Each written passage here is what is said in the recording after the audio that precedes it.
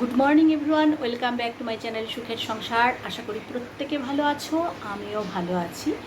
তো আজকে পয়লা বৈশাখের দিন দারুণ একটা সারপ্রাইজ এসছে আমার জন্য। তো আমি জানতাম আগের থেকে, কিন্তু আজকেই যে পয়লা বৈশাখের দিনই যে আসবে সেটা জানতাম না। তো পয়লা বৈশাখের দিনই দেখলাম, ভীষণ আনন্দ লাগলো। যাই হোক, তোমাদের সঙ্গে সেটা শেয়ার করব।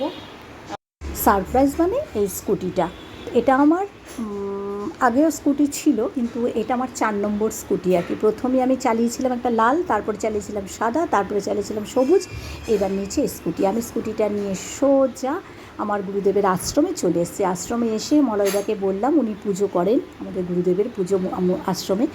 উনি এসে আমার স্কুটিটাকে সুন্দর করে নারকেল ফাটিয়ে দিয়ে সুন্দর করে পয়লা বৈশাখের দিন পুজো টুজো করে দিলেন। আমারও খুব ভালো লাগলো যে আমি আশ্রমে এসে, গুরুদেবের আশ্রমে এসে আমার স্কুটিটাকে পুজো করিয়েছি।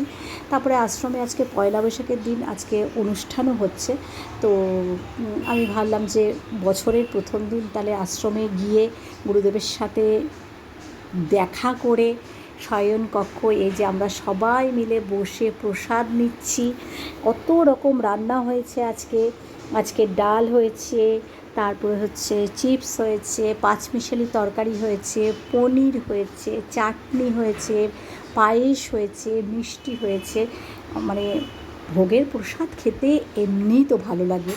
তা আমরা খুব ভালো করে দুপুরে প্রসাদ নিলাম। রাতে এসে বাড়িতে বললো আর নিরামিষ খাবে না, তাই জন্য মাছ রান্না করবো। তো মাছ পোস্ত করতে হবে। তো ঠিক আছে, তাড়াতাড়ি মাছ পোস্ত বেটে নিলাম, একটু লঙ্কা আর পোস্ত বেটে নিলাম এবং বাটা হয়ে গেল। মাছটা ভাজাই ছিল, কড়াইতে তেল দিয়ে দিলাম। মাছ ভাজার কোনো ব্যাপারই নেই।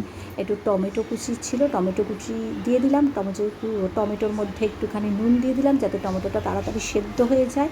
একটু যেই মিশে গেছে তখন আমি পোস্ত আর লঙ্কা বাটাটা ওই টমেটোর মধ্যে দিয়ে দিয়েছি।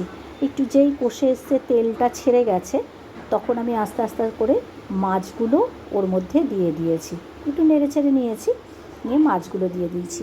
মাছগুলো দেওয়ার পরে যেই মাছগুলো দিয়ে একটু সেদ্ধ করব, কারণ ওই যদি পোস্তর মধ্যে মাছটা সেদ্ধ হয় তাহলে মাছের যে টেস্টটা অনেক বেশি বেড়ে যায়।